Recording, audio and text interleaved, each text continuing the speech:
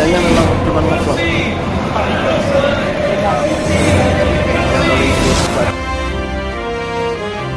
Assalamualaikum warahmatullahi wabarakatuh. Berjumpa kembali dengan Romplay pertama. Teman-teman sahabatku semuanya, gimana kabar kalian?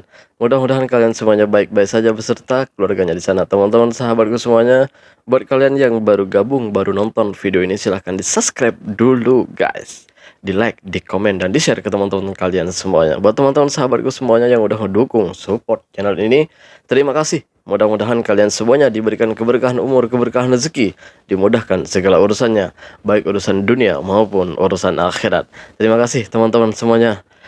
Buat teman-teman semuanya, kemarin itu kan aku tuh ngebahas tentang perbedaan jalan tol ya, jalan tol di Indonesia dan di Malaysia gitu. Tetapi aku di konteks itu bukan membandingkan ya, tapi aku tuh sedang memberikan perbedaan. Pasti dong ada perbedaan. Perbedaannya nggak seberapa banyak sih, gitu, nggak seberapa banyak, tapi ada lah gitu. Seperti contoh, di Indonesia itu nggak boleh masuk tol sepeda motor tuh nggak boleh masuk tol. Kalau di Malaysia itu boleh gitu guys. Ya itu salah satu perbedaannya. Juga ya ada sih perbedaan lainnya di jalan tol Indonesia dan di jalan tol Malaysia itu ada deh perbedaannya gitu. Kali ini kita akan ngebahas lain daripada semalam. Kalau semalam kita bahas tol, sekarang kita bahas motornya guys gitu. Kita bahas kendaraan bermotornya. Kalau di Indonesia itu kan nggak boleh masuk tol ya kendaraan bermotor. Kalau di Malaysia tuh boleh masuk tol. Ada kendaraan bermotor itu. Tetapi yang kita akan bahas sekarang bukan masalah masuk tolnya ya. Tetapi kita bahas tuh sekarang asuransi kalau kata orang Indonesia itu ya. Ada sedikit perbedaan antara pajak motor di Indonesia dan pajak motor di Malaysia. Di Malaysia itu pajak motor memang nggak semuanya, bukan semua motor ya. Bukan semua motor, mungkin cc yang rendah itu pajaknya itu gratis guys kalau di Malaysia gitu. Tapi di Malaysia itu diwajibkan bayar insurans atau asuransi. Kalau di Indonesia kan ada juga asuransi, tapi hanya asuransi jiwa, tidak asuransi motor guys. Jadi asuransi motor atau kendaraan gitulah. Pokoknya kendaraan kereta atau mobil lah gitu. Itu gak ada kalau di Indonesia. Adanya jasara harja itu untuk asuransi jiwa jika terjadi kecelakaan atau apa gitu di jalan gitu. Gua ada videonya. Ini penjelasan dari teman kita, dia TikToker. Gimana penjelasannya? Yuk kita tonton bareng-bareng biar kalian tidak penasaran guys. Inilah alasan ini kenapa motor 250 itu tidak pop. Oke, jadi di konten yang kemarin yang saya stitch ini tuh banyak sekali orang tanya, terutama orang Malaysia yang komen itu motor 250 murah, Rotek murah, tapi belum dengan insurans. Nah, ini kita harus perjelas kenapa, karena di Indonesia itu memang tidak ada. Jadi insurans itu bukan suatu yang mandatori, berbeda dengan di Malaysia. Di Malaysia ketika Anda membeli sebuah kendaraan adalah wajib juga membeli insurans. Nah, di Indonesia itu tidak ada kewajiban untuk membeli insurans terhadap kendaraan tersebut. Hanya saja ada wajib insurans yang sifatnya per tahun, yang dia itu jadi satu dengan Rotek pajak tahunan, yaitu adalah jasara harja. Dan jasara harja ini hanyalah insurans jiwa, bukan insurans kendaraan. Nah, mungkin buat sahabat-sahabat Malaysia ini, di Indonesia itu tidak ada wajib insurans. So, bila motor kita kena accident, maka kena betulkan sendiri dengan uang sendiri. Itu kalau di Indonesia. Jadi tak bisa klaim insurans, karena memang hampir tidak ada insurans yang mewajibkan untuk dibayarkan atau dibeli ketika kita membeli sebuah motor. Nah, sedangkan untuk sahabat-sahabat Indonesia ya di sini itu kemarin saya cerita dengan temen saya orang Malaysia, ketika saya ngomong bahwa di Indonesia itu tidak ada insurance untuk membenarkan ketika motor terjadi kecelakaan, maka dia shock. Tak ada insurance. Berarti kalau misal kita kena accident, tapau lah. Teruk. Yang intinya di Indonesia itu kalau misalnya kita accident, ya udah perjuangan bayar sendiri. Kalau lagi nggak ada uang, ya udah motor udah ikhlaskan berdiri teronggok di sebuah pojokan. Tapi kalau di sini, misal kalian punya accident, akan tinggal di pinggir jalan, kemudian nanti si owner akan report terhadap polis akan cek, kemudian nanti dari pihak insurance dengan kurator itu akan mendatangi motor tersebut dan mengambil motor tersebut, kemudian akan diberikan terhadap bengkel yang sudah dipilih oleh asuransi untuk mengklaim motor tersebut. Jadi nanti kerusakannya apa aja, ininya apa aja, itu akan didata oleh bengkel, maka bengkel nanti akan memberikan data tersebut terhadap asuransi. Nah, asuransinya nanti akan memberikan uang untuk perbaikan motornya.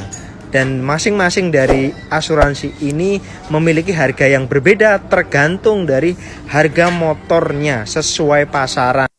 Jadi memang itulah perbedaannya antara kita ketika beli motor di Indonesia itu, ketika beli motor di Indonesia memang nggak diwajibkan untuk bayar asuransi ya, atau insurans. Kalau di Malaysia ini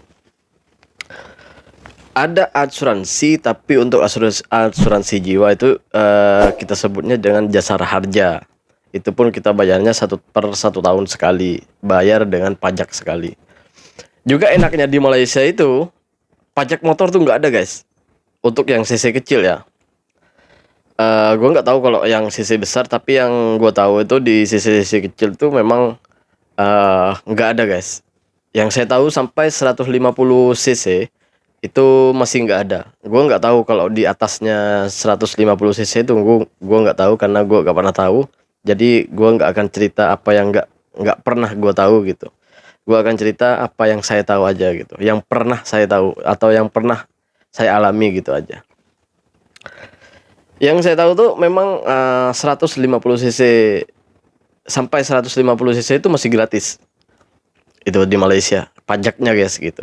Kita cuma bayar untuk rotek itu, kalau di Indonesia STNK ya, itu bayarnya Rp2 saja. Rp2 itu sekitaran 6 atau 7 ribu rupiah gitu aja.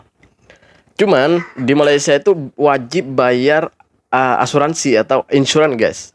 Jadi setiap kita memperpanjang STN kita atau rotek kita itu, kita harus bayar insurans. Insurans itu, asuransi itu gunanya banyak guys gitu sebenarnya. Kalau misalnya terjadi kecelakaan, kita kecelakaan di wallahu alam, mudah-mudahan kita selamat semuanya ya.